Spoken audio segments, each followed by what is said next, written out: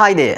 අද පාඩමේ මම ඔයගොල්ලෝ සමග සාකච්ඡා කරන්නේ future perfect continuous tense. ඉතින් මේ පාඩම මගේ ව්‍යාකරණ පාඩම් මාලාවේ 42 වෙනි ව්‍යාකරණ පාඩම. ඉතින් තවමත් ඔයගොල්ලෝ මුල ඉඳලම මගේ ව්‍යාකරණ පාඩම් මාලාව බැලුවේ නැත්නම් මුල ඉඳලම බලන්න. බලලා ඒවා හොඳයි කියලා හිතනවා නම් like කරන්න, comment කරන්න, ඔයගොල්ලෝගේ යාළුවන්ටත් දැනගන්න, share කරන්න.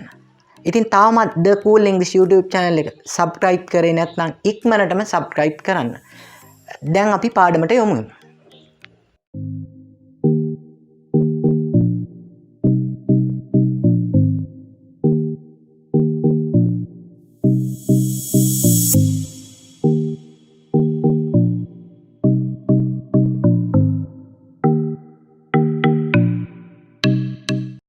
ඉතින් මේ පාඩම මම ඔයගොල්ලෝ සමග ස්ටෙප්ස් 3කින් සාකච්ඡා කරන්න බලාපොරොත්තු වෙනවා. මුලින්ම මේ future perfect continuous tense එකෙන් අපි ප්‍රකාශ කරන්නේ මොන වගේ අදහසක්ද? දෙවනුව මෙම කාල ප්‍රභේදයේ කතෘකාරක ස්වරූපය හදාගන්නේ කොහොමද? තුන්වෙනුව මේ කතෘකාරක ස්වරූපයට අනුකූලව උදාහරණ වාක්‍ය කිහිපයක් අපි සාකච්ඡා කරන්න බලාපොරොත්තු වෙනවා. දැන් බලමු අපි මේ future perfect continuous tense එකෙන් අපි ප්‍රකාශ කරන්නේ මොන වගේ අදහසක්ද කියලා. ඒ ගැන පොඩි අදහසක් ඔයගොල්ලන්ට ලබා ගන්න පුළුවන් මේ කාල ප්‍රභේදයේ නම වෙත යොමු වුණොත්. future කියලා කියන්නේ අනාගත, perfect කියලා කියන්නේ සම්පූර්ණ, continuous කියලා කියන්නේ කෙරෙමින් පවතින. ඒ කියන්නේ future perfect continuous කියලා කියන්නේ එතකොට යම් ಕ್ರಿයාවක් ගැන අපි අදහසක් ප්‍රකාශ කරනවා. අනාගත කාලයේදී සම්පූර්ණ වෙයි කියලා හිතනවා. නමුත් එම ක්‍රියාව තවදුරටත් සිදු වෙමින් පවතිනවා.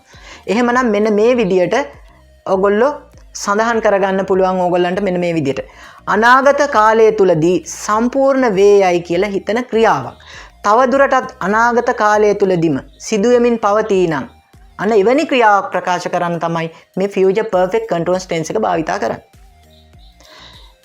දෙවෙනි ස්ටෙප් එක තමයි අපි කොහොමද මේ සූත්‍රය ෆෝමියුලා එක හදාගන්නේ. මේ කාල ප්‍රභේදයට තියෙන කතෘකාරක ස්වරූපයක් විතරයි. කර්මකාරක ස්වරූපයක් නැහැ.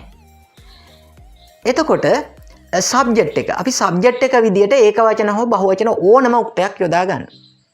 දෙවනුව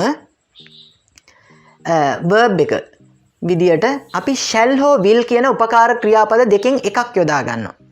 එතෙන්දි විශේෂයෙන්ම I සහ වී කියන උක්තයන් දෙක එක්ක සාමාන්‍යයෙන් අනාගත කාලයෙන් කතා කරන්න යොදාගන්නේ shall.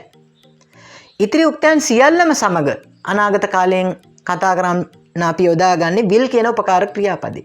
ඊට පසුව shall සහ will වලට පසුව shall හෝ will කියන උපකාර ක්‍රියාපද දෙකෙන් එකක් භාවිතා කළා. ඒ shall සහ will කියන උපකාර ක්‍රියාපද දෙකට පිටුපසින් අපි භාවිතා කරන්න ඕන mother verb එකක්. මෙතෙන්දී have කියන mother verb එක තමයි භාවිතා කරන්නේ. මේ have කියන උපකාර ක්‍රියාපදයේ උපකාරක ක්‍රියාවක් විතරක් නෙවෙයි ප්‍රධාන ක්‍රියාවක් විදිහටත් භාවිතා කරනවා. එතකොට මෙතෙන්දී shall සහ will කියන උපකාර ක්‍රියාපද දෙකට පිටුපසින් මව් ක්‍රියාපදයක් භාවිතා කරන්න ඕන. එතකොට ගොඩක් අය මෙතෙන්දී ප්‍රශ්නයක් කරගන්න මෙතන has යොදනවද have යොදනවද කියලා. මෙතෙන්දී මතක තියාගන්න මෙතෙන්දී යොදා ගන්න පුළුවන් have කියන වචනේ විතරයි, have කියන ස්වරූපේ විතරයි. මොකද have, had, having, had. එතකොට have කියන ක්‍රියාපදයට ස්වරූපයන් හතරක් තියෙනවා. has කියලා කියන්නේ උපකාර ක්‍රියාපදයක් විතරයි. එතකොට have කියන්නේ උපකාර ක්‍රියාපදයකුත් වෙනවා, ප්‍රධාන ක්‍රියාපදයකුත් වෙනවා. එතකොට මම නැවතත් මතක් කරනවා මේ කතෘකාරක ස්වරූපේ ෆෝමියුලා එක හදා ගන්නකොට මුලින්ම සබ්ජෙක්ට් එකක් භාවිතා කරනවා. දෙවනුව shall හෝ will කියන උපකාර ක්‍රියාපද දෙකෙන් එකක් භාවිතා කරනවා. ඊට පසුව have භාවිතා කරනවා. ඊටත් පසුව අපි භාවිතා කරනවා been කියන ස්වරූපේ. been been නෙවෙයි been කියන ස්වරූපේ භාවිතා කරන්නේ perfect tense වලදී අපි භාවිතා කරන්නේ been කියන ස්වරූපය. ඊට පසුව අපි භාවිතා කරන්නේ verb එකේ present participle form එක. present participle form කියලා කියන්නේ තවත් විදිහෙන් කිව්වොත් verb එක ing form එක. going, talking, sleeping, completing අන්න ඒ වගේ ස්වරූපයන්. මම නැවතත් මතක් කරනවා. එහෙනම් මෙන්න මේ විදියට තමයි මේ future perfect continuous tense එකේ active voice එකේ formula එක හදාගන්නේ. passive voice form එකක් නැහැ. මෙන්න මේ විදියට ඔයගොල්ලෝ සඳහන් කරගන්න subject plus plus කියන්නේ එකතු කිරීම.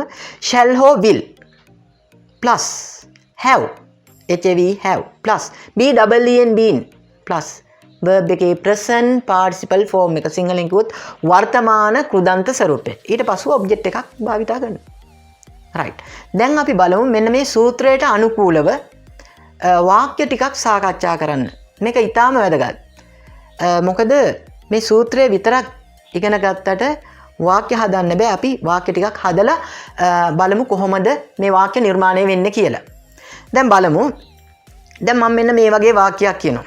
මම කියනවා a certain part of this country. මුළු රටම සඳහන් කරාට රටෙන් එක කොටසක් ගැන විතරයි කතා කරන්න යන්නේ. ඔන්න බලන්න. a certain part of this country. මේ රටෙන් එක්තරා කොටසක් will have been developing by this government too. මෙතන TWO2 කියලා කියන්නේ අල්තයන්. මේ රටෙන් එක්තරා කොටසක් මේ රජයේ විසිනුත් සංවර්ධනය කරමින් තියේවි. එතකොට ඉදිරියට එන රජවල් වලටත් මේ රටේ සංවර්ධනය කරන්න කොටස් ඉතුරු වෙලා තියෙනවා. ඔන්න ওই විදිහට තමයි මේ future perfect tense එකෙන් අදහස් ප්‍රකාශ කරන්නේ. අපි තවත් උදාහරණයකට යමු. මම කියනවා I will have been teaching for 10 years. I will have been teaching for 10 years by next year. එතකොට බලන්න I will have been teaching. මම උගන්වමින් සිටියු for 10 years. අවුරුදු 10ක් තිස්සේ. by next year. ලබන වර්ෂය වෙනකොට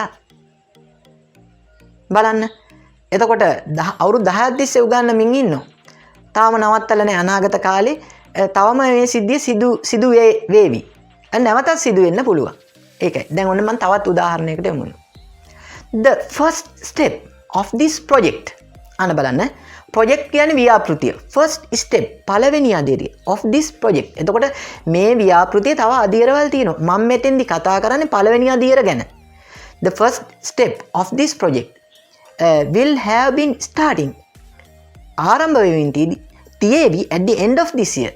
මේ වර්ෂය අවසානයේදී. එතකොට තවත් මේකේ පියවරන් තියෙනවා.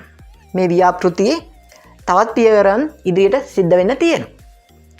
ඊළඟට මම කියනවා one of these vehicles මේ වාහන වලින් එකක්. ඒ කියන්නේ මෙතන වාහන ගොඩක් තියෙනවා. ඒ වාහන ගොඩක් තියෙන තැනින් එක වාහනයක් ගැන කියන්නේ මේ. one of these vehicles will have been repairing by this evening.